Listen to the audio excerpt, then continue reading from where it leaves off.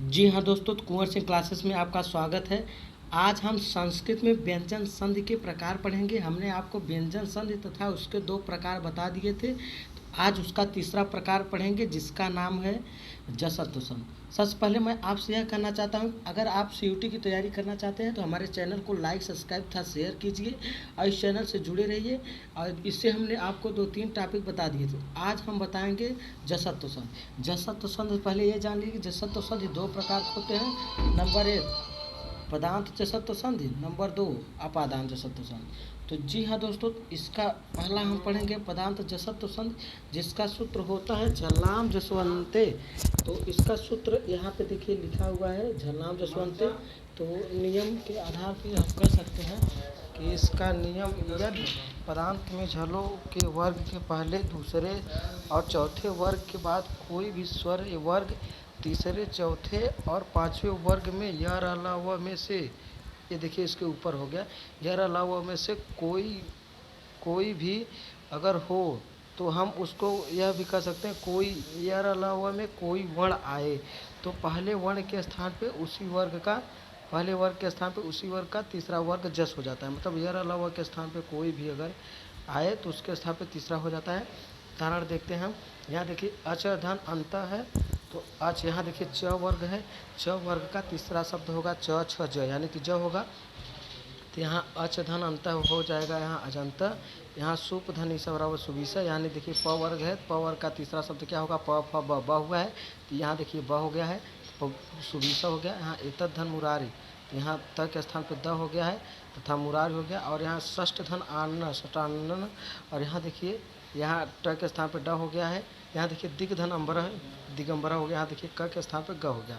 क वर्ग का तीसरा अक्षर क ख ग होगा तो ग हो गया। जी हाँ दोस्तों, अब हम पढ़ते हैं, आइए पढ़ते हैं संस्कृत के जसत्व संधि के दूसरे रूप को। तो दूसरा रूप क्या होता है हम आपको बताते हैं। दूसरा रूप है इसका अपदांत जसत्व संधि। क्या है अपदांत जसत्व संधि? ये दूसरा है। इसका सूत्र था झल्लाम जस झस। जी हाँ दोस्तों, इसके नियम के अनुसार पहले हम नियम देखते हैं इसका क्या कहता है। यदि अपादांत में झलो वर्ग के प्रथम द्वितीय तृतीय और चतुर्थ वर्ण के बाद कोई जस वर्ग का तीसरा चौथा पांचवा होने पर अपने वर्ग का तृतीय वर्ण, यहाँ पे देखिए वहाँ भी तृतीय वर्ण हो जाता था, यहाँ भी।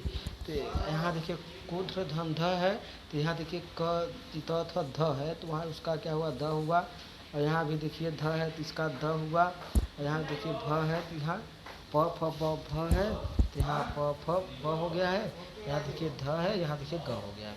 जी हाँ दोस्तों, हमने आप बताया कि यहाँ तीसरा वर्ग हो जाता है। और हम आइए अब पढ़ते हैं व्यंजन संधि का चौथा प्रकार, जिसको कहते हैं चत्वर संधि। इसको पढ़ ध्यान दीजिए आप, यह संधि बहुत ही इंपॉर्टेंट है। यह संधि तो सूत्र इसका सूत्र होता है खरीच। नियम क्या होता है, आइए हम नियम देखते हैं। नियम इसका बहुत सिंपल है। यदि झल वर्ग के प्रथम द्वितीय तृतीय और चतुर्थ वर्ण के बाद वर्ग का प्रथम द्वितीय वर्ण या स आता है, मतलब स आता है, तो उनके स्थान पे चर अपने वर्ग का प्रथम होता है। मतलब चर अपने स्थान पे क्या होता है प्रथम वर्ग हो जाता है। जैसे सधन कार, तो यहाँ द है, तो द किस वर्ग का तत्व, मतलब किस त वर्ग का है ना, त थ द त वर्ग का है। तो त वर्ग का हमने यहाँ बताया कि प्रथम हो जाता है, प्रथम वर्ण हो जाता है हमने बताया। यहाँ देखिए द वर्ग का प्रथम शब्द क्या है त है। यहाँ इस द के स्थान पे त कर देते हैं तो वो हो जाता है। तो यहाँ देखिए सत्कार हो गया, यहाँ देखिए त बन गया। यहाँ देखिए इस द को भी आधा द त वर्ग का है तो इसको भी वो होना चाहिए, तच्छिव हो गया। तद धन छिव चच्छिव एतद, यहाँ देखिए द है तो द का क्या होगा त बनेगा, त बन गया तो करोत, एतत करोत है तो एतत करोत। यहाँ दिग है, ग किस वर्ग का तत्व है क वर्ग का तत्व है। तो क दिग ग का प्रथम क वर्ग का प्रथम शब्द कौन सा है क है। तो यहाँ दिग धन पाला है तो यहाँ दिक्पाला हो गया। यहाँ देखिए द है तो द त वर्ग का शब्द है, तो यहाँ इसका तो सद्धन शिष्य, यहाँ तो तब ही होना चाहिए, आप ये सोचते हैं, लेकिन यहाँ सचिष्य सही है। अब हम पढ़ते हैं संस्कृत के 5वें प्रकार को, जिसको क्या कहते हैं, अनुस्वार संधि। क्या कहते हैं दोस्तों, अनुस्वार संधि। हमने आपको बताया अनुस्वार संधि। अनुस्वार संधि देखिए, इसका सूत्र कहते हैं मोनन मो, इसको अ पढ़ेंगे, इसको अ पढ़ेंगे, मोनुस्वार। मोनुस्वार नियम क्या कहता है इसका, नियम आइए देखते हैं। नियम कहता है पदांत में म के बाद कोई भी व्यंजन आता है, व्यंजन कोई व्यंजन, तो म के स्थान पे अनुस्वार होता है, मतलब कुछ दिक्कत है, केवल अनुस्वार लग जाता है। यहाँ देखिए उदाहरण देखते हैं, आइए उदाहरण देख लेते हैं हम लोग।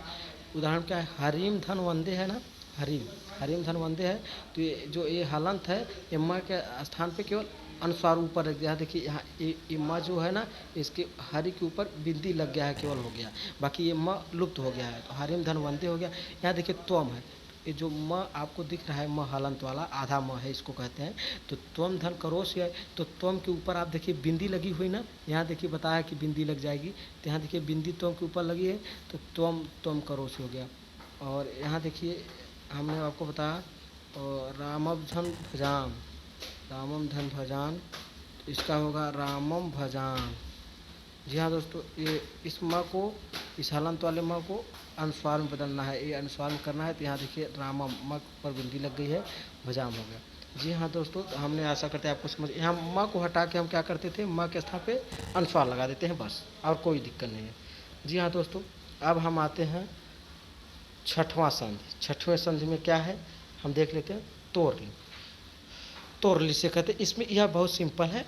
इसका नियम कहता है यदि त वर्ग में किसी वर्ण के परे ल हो जाता है, मतलब त वर्ग के किसी वर्ण से परे ल हो जाता है, तो वर्गीय वर्ण के स्थान पे ल हो जाता है, हलंत वाला ल हो जाता है।